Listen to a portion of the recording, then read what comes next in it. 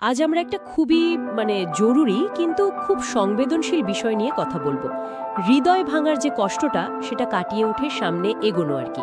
আমাদের কাছে একটা গাইডলাইন বা পথ নির্দেশিকা থেকে কিছু পয়েন্ট আছে যা এই কঠিন সময়ে হয়তো একটু দিশা দিতে পারে। আমাদের আজকের আলোচনার লক্ষ্য হলো এই অনুভূতিগুলো ঠিক কি সেটা একটু বোঝা, আর এই গাইডলাইন থেকে কিছু কাজের উপায় খুঁজে বের করা যেগুলো আমাদের এগিয়ে যেতে সাহায্য করতে পারে। চলুন শুরু করি। তো প্রথমেই যে কথাটা আসছে সেটা হলো নিজের যে কষ্টটা হচ্ছে সেটাকে ঠিকমতো ফিল করতে দেওয়া, চেপে না রাখা। যেমন ধরুন কান্না পেলে কাঁদা বা মনের কথা লিখে ফেলা বা খুব ভরসার কারো সাথে কথা বলা। এই যে প্রকাশ করাটা, এটা কেন এত জরুরি? এটা আসলে খুব দরকারি। কারণ দেখুন, আবেগ যদি চেপে রাখা হয় সেগুলো তো আর হাওয়া হয়ে যায় না, তাই না? ভেতরে জমে থাকে, আর সেটা মানসিক চাপ তো বাড়াই, অনেক সময় শারীরিক সমস্যাও তৈরি করে। ও আচ্ছা। ভাবুন, অনেকটা ওই প্রেসার কুকারের মতো আর কি, বাষ্প জমতে থাকলে যা হয়। তো এই আবেগটা প্রকাশ করলে, ধরুন কেঁদে ফেললে বা কারো সাথে কথা বললে, ভেতরের চাপটা কমে হালকা লাগে। আর বিশেষ করে ভরসার কারো সাথে কথা বললে, সে বন্ধু হোক বা পরিবারের কেউ, তারা যখন কোনো জাজমেন্ট ছাড়া শোনেন, তখন মনে হয় যে হ্যাঁ, আমার কষ্টটা সত্যি, এটা হওয়াটা স্বাভাবিক।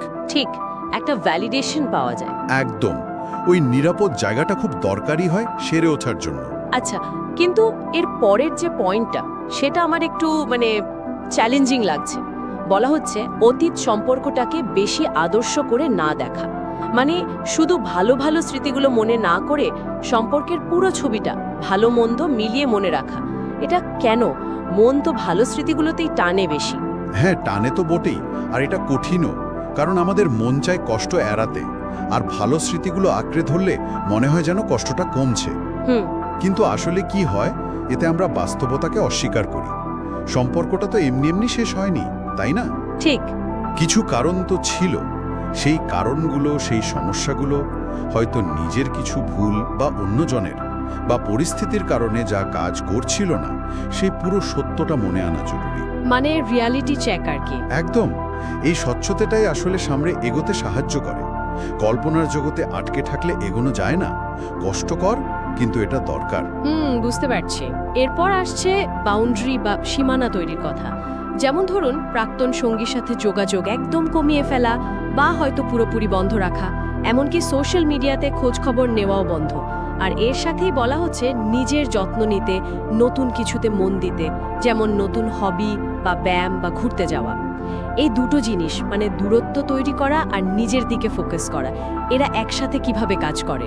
দেখুন, এরা আসলে একে অপরকে সাহায্য করে, পরিপূরক। সীমানা তৈরি করাটা দরকার, যাতে পুরনো ক্ষতগুলো আবার খোঁচা না লাগে। আচ্ছা। বারবার প্রাক্তন সঙ্গীর কথা ভাবলে বা তার আপডেট দেখলে আবেগটা আবার উথলে ওঠে, সেরে ওঠার প্রক্রিয়াটা পিছিয়ে যায়। ঠিক, ঘাটা শুকোতে না দেওয়া আর কি। হ্যাঁ, অনেকটা তাই। আর অন্যদিকে নিজের যত্ন নেওয়া, নতুন কিছু শেখা, ব্যায়াম করা, বন্ধুদের সাথে মিশা, এগুলো হলো ওই যে শূন্যস্থানটা তৈরি হয়, সেটাকে একটা পজিটিভ উপায়ে ভরাট করা। এতে শুধু মন ভালো থাকে তা না, আত্মবিশ্বাস ফেরে। মনে হয় যে হ্যাঁ, ওই সম্পর্কটা ছাড়াও আমার একটা জীবন আছে, নিজের একটা জগৎ আছে। তো একটা দিক আপনাকে অতীত থেকে বাঁচায়, অন্যটা বর্তমান আর ভবিষ্যতের দিকে তাকাতে শেখায়। এই গাইডলাইনটা এটাও মনে করিয়ে দিচ্ছে যে এই সেরে উঠতে সময় লাগে, তাড়াহুড়ো করা ঠিক না। এমনকি খুব তাড়াতাড়ি আবার একটা নতুন সম্পর্কে জড়িয়ে পড়তেও বারণ করা হচ্ছে।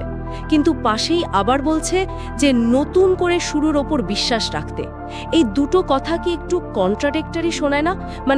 অপেক্ষা করব কিন্তু আশাও রাখব। আপাত দৃষ্টিতে মনে হতে পারে, কিন্তু আসলে নয়। দেখুন, সেরে ওঠার কোনো বাধা সময় তো নেই, কারো কম লাগে, কারো বেশি। তাই ধৈর্য ধরাটা খুব জরুরি। তাড়াহুড়ো করলে, বিশেষ করে নতুন সম্পর্কে, অনেক সময় দেখা যায় আমরা পুরনো প্যাটার্নগুলোই রিপিট করছি বা আগের সম্পর্ক থেকে শুধু একটা অবলম্বন খুঁজছি। ও আচ্ছা। তাই এই সময়টা আসলে নিজেকে দেওয়ার সময়, নিজেকে আরো ভালো করে চেনার, বোঝার।